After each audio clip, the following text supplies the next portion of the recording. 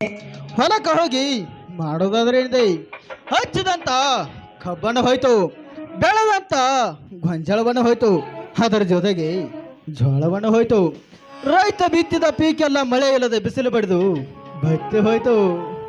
ಹೊಲದಲ್ಲಿ ಹೋಗಿ ಕುಳಿತು ಮುಗಿಲನ್ನ ನೋಡಿದರೆ ಹಳುವಂತದಾಯ್ತು ರೇವತಿ ರೈತನ ಪರಿಸ್ಥಿತಿ.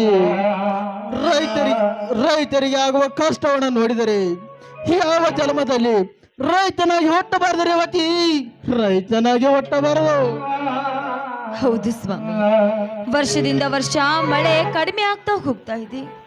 ಮನುಷ್ಯ ಜೀವ ಹೇಗಾದ್ರೂ ಬದುಕಬಹುದು, ಆದ್ರೆ ದನ ಕರುಗಳ ಗತಿ ಏನು ಸ್ವಾಮಿ? ಅದೇ ಈ ನಮ್ಮ ಜನರಿಗೆ ತಿಳಿಯದಾಗಿದೆ ರೇವತಿ, ತಿಳಿಯದಾಗಿದೆ. ಕೈಯಲ್ಲಿ ಹಣವನ್ನು ಹಿಡಿದು ಹಳ್ಳಿ ಹಳ್ಳಿ ತಿರುಗಿದ್ರು ಮೇವು ಸಿಗ್ತಾ ಇಲ್ಲ. ದೊಡ್ಡ ದೊಡ್ಡ ರೈತರು 1,00,000 2 ಲಕ್ಷಗಳ ಎತ್ತನ್ನು ಕಟ್ಟಿ ಬಾಯಿ ಇಲ್ಲದ ಪ್ರಾಣಿ ಪಾಪ ಕಟ್ಟಿಕೊಳ್ಳೋದು ಬೇಡ ಅಂತ ಪೇಟೆಯಲ್ಲಿ ಕಡಕಾರ ಕೇಳಿದಷ್ಟು ಮಾರಿ ಮೂಕನಂತೆ ಕುಳಿತಿದ್ದಾನೆ ಈ ನಮ್ಮ ರೈತ. ರೈತರಿಗಾಗುವ ಕಷ್ಟವನ್ನು ನೋಡಿದರೆ ಯಾವ ಜನ್ಮದಲ್ಲಿ ರೈತನಾಗಿ ಹುಟ್ಟಬಾರದು ರೇವತಿ, ರೈತನಾಗಿ ಹುಟ್ಟಬಾರದು. ಸ್ವಾಮಿ, ಹಾಗೆ ಮಾತನಾಡ್ತಾ ಇದ್ರ ನೀವು? ಸ್ವಾಮಿ, ರೈತನೇ ರಾಷ್ಟ್ರದ ಬೆನ್ನೆಲುಬು ಅಂತ ನಿಮಗೆ ಗೊತ್ತಿರುವೇನು ಸ್ವಾಮಿ? ರೈತ ನಕ್ಕರೆ ಜಗವೆಲ್ಲ ಸಕ್ಕರೆ ಆದಂತೆ ಎನ್ನುವ ನಾನುಡಿ ನಿಮಗೆ ಗೊತ್ತಿಲ್ವೇ ಸ್ವಾಮಿ?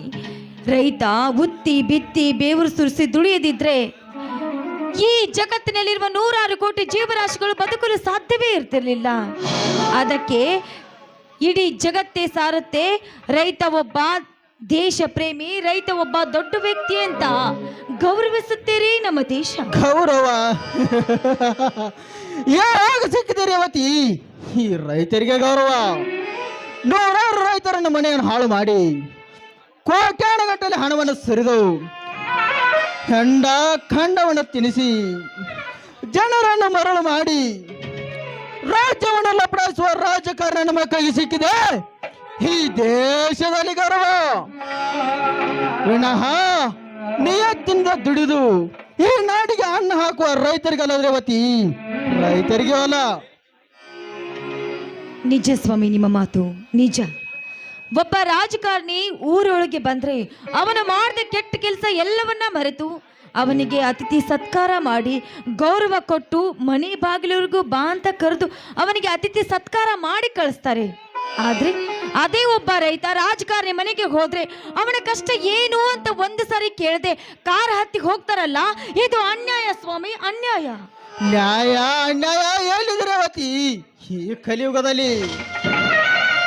ಹೆತ್ತ ತಂದೆ ತಾಯಿಗಳನ್ನು ಕತ್ತು ಹಿಡಿದು ಹಾಕುವ ಈ ಕಾಲದಲ್ಲಿ ಓಟು ಹಾಕಿ ಹಾರಿಸ್ತಂದ ಆ ಪ್ರಜೆ ಇನ್ನೆಷ್ಟರವನು ಒಟ್ಟಿನ ಮೇಲೆ ಬಂಡರಿಗೆ ತುಂಡರಿಗೆ ಕಳ್ಳ ಕದಿಮರಿಗೆ ಯುದ್ಧ ಗೌರವ ನಿಯತ್ತಿನ ದುಡಿದು ಈ ನಾಡಿಗೆ ಅನ್ನ ಹಾಕುವ ರೈತರಿಗಲ್ಲ ರೇವತಿ, ರೈತರಿಗೂ ಅಲ್ಲ.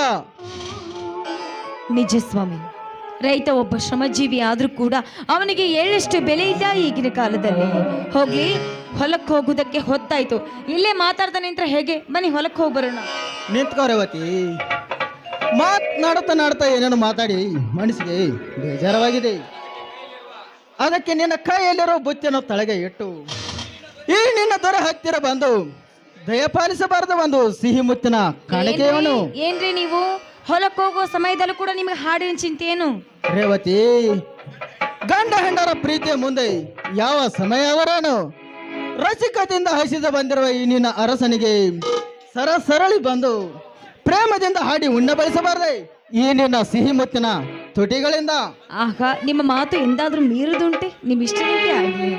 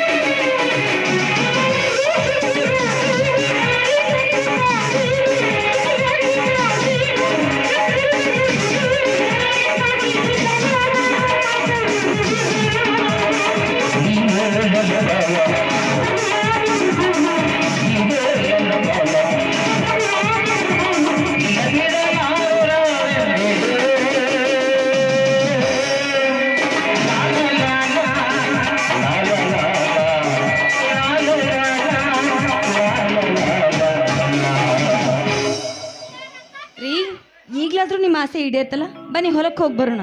ಆಯ್ತು ನಡಿ ರೇವತಿ.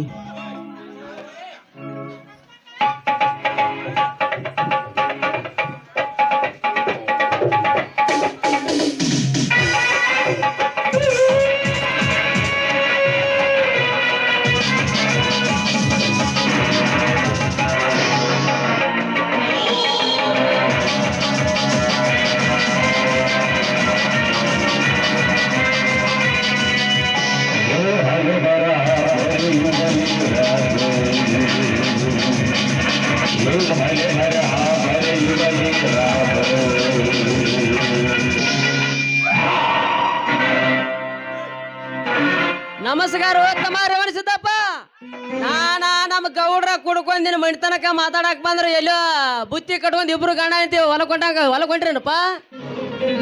ಹೌದು ಕುಲಕರ್ಣವ್ರಿ, 2-3 ದಿನಗಳಿಂದ ಹೊಲಕ್ಕೆ ಹೋಗಿಲ್ಲ, ಅದಕ್ಕೆ ಹೊಲಕ್ಕೆ ಹೋಗಿ ಮಾಡಿದ್ದೇವೆ.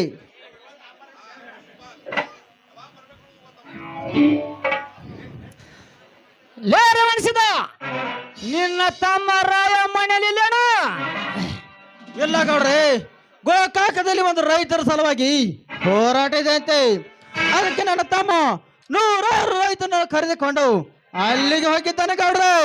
ಲೇ ಸಿದ್ದ, 100 ರೈತರನ್ನು ಕರೆದುಕೊಂಡು ಹೋಗಿ ರೈತರ ಪರವಾಗಿ ಮಾತನಾಡೋದಕ್ಕೆ ನಿನ್ನ ತಮ್ಮನೇನು ರೈತರಿಗಾಗಿ ಹುಟ್ಟಿ ಬಂದ ದೇವರಲ್ಲ ಗೌಡ್ರೆ, ದೇವರಲ್ಲ.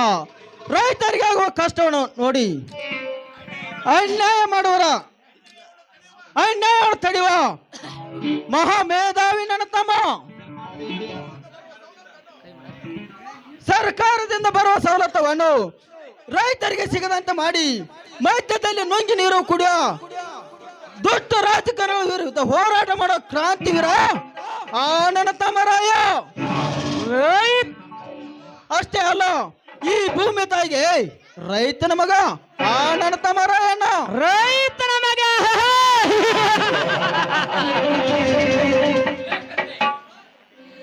ಲೆಕ್ಕತ್ತೆ 100 ರೈತರನ್ನು ಕರೆದುಕೊಂಡು ಹೋಗಿ ಅವರ ಪರವಾಗಿ ಮಾತನಾಡ ಬೆಂಬಲವನ್ನು ಕಟ್ಟಿಕೊಂಡು ನಮ್ಮತ್ತ ದೊಡ್ಡವರನ್ನು ಎದುರು ಹಾಕಿಕೊಂಡರೆ ನಿನ್ನ ತಮ್ಮನಿಗೆ ಸಿಗುವುದ ಸವಲತ್ತಲ್ಲ ಬಡವ, ನನ್ನಿಂದ ಸಾವು ಅನ್ನೋದ ಮರೆಯಬೇಡ. ಸಾವು ಬರ್ತದ ಹೇಳಿ ಮನೆಯಲ್ಲಿ ಹೆದರಿಕೊಂಡ್ರನಲ್ಲ ಗೌಡ್ರೆ ಆ ನನ್ನ ತಮ್ಮ ರಾಯಣ್ಣ. ರೈತರಿಗೆ ಒಂದು ಒಳ್ಳೆ ಸವಲತ್ತು ಸಿಗುವವರೆಗೂ ದುಷ್ಟರ ವಿರುದ್ಧ ಹೋರಾಟ ಮಾಡೋದು ಎಂದು ನಿಂದಿರಿಸೋದಿಲ್ಲ ಗೌಡ್ರೆ, ಎಂದು ನಿಂದಿರಿಸೋದಿಲ್ಲ.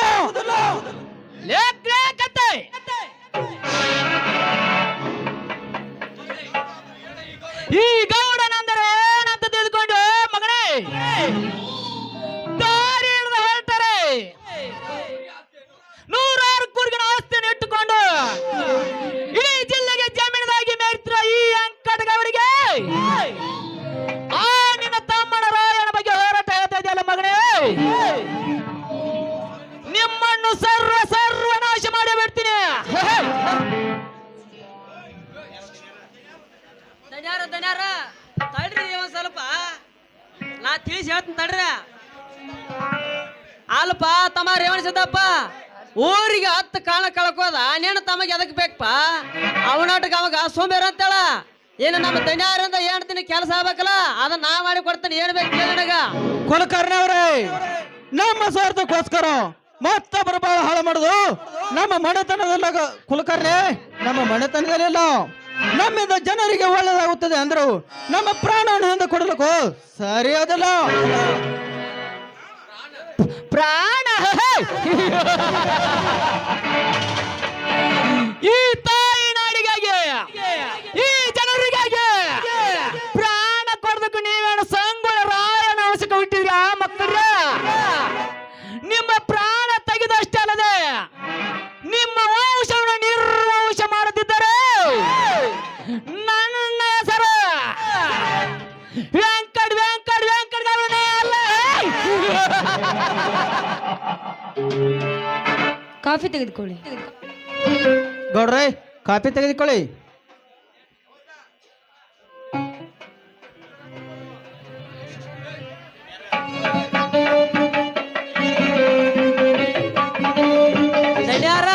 ಕಾಪಿ ಒಳ್ಳೆ ಭಾರಿ ಐತ್ರಿ, ರುಚಿ ಐತ್ರಿ.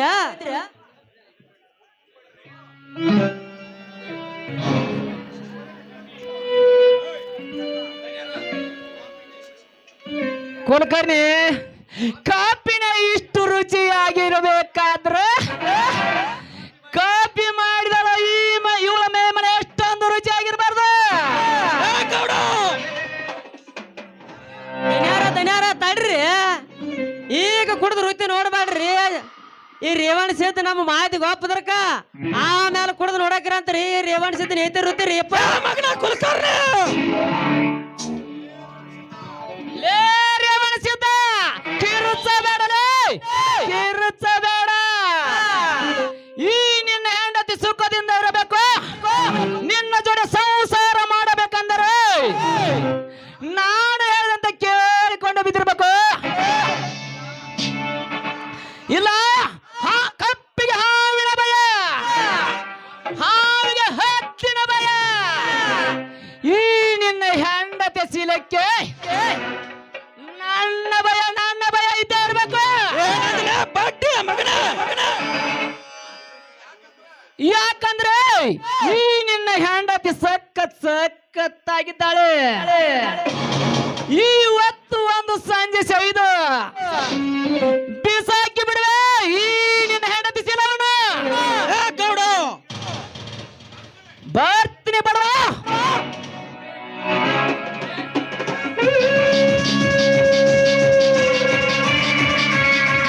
ಬರ್ತೀನಿ ಬಡವ, ಭಯ ಇಟ್ಟುಕೊಂಡು ಬದುಕು ಈಗ ಗೌಡನ ಬಗ್ಗೆ. ಕುಲಕರ್ಣಿ, ನಡ್ರಿ ಅಪ್ಪ, ನಡ್ರಿ ಅಪ್ಪ, ಹೋಗ್ರ. ತಳ್ಳಗ ಬೆಳ್ಳಗ ಭಾರಿ ಐತ್ರಿ ಅಪ್ಪ. ಶಾವಿಗೆ ಹೇಳಿದಾಗ ಒಮ್ಮೆ ಸಾವಿಗೆ ಪಾಯಸ ಮಾಡಿ ಕುಡ್ದ ಬಿಡಕ್ರ ಅಂತ. ನಡ್ರಿ ಹೋಗ್ರಿ.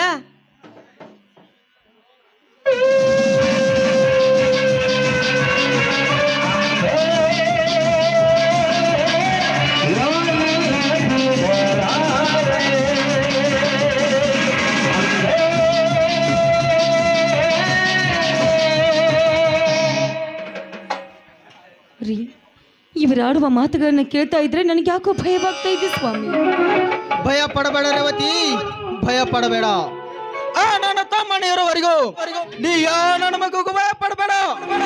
ಬಾ, ನನ್ನ ತಮ್ಮ ಬರೋ ಹೊತ್ತಾಯ್ತು. ಅವನ ಬರೋದಷ್ಟೊಳಗೆ ನಾವು ಹೊಲಕ್ಕೆ ಹೋಗಿ ಬರೋಣ. ಆಯ್ತು, ನಡೆಯಿರಿ ಸ್ವಾಮಿ, ಸ್ವಾಮಿ.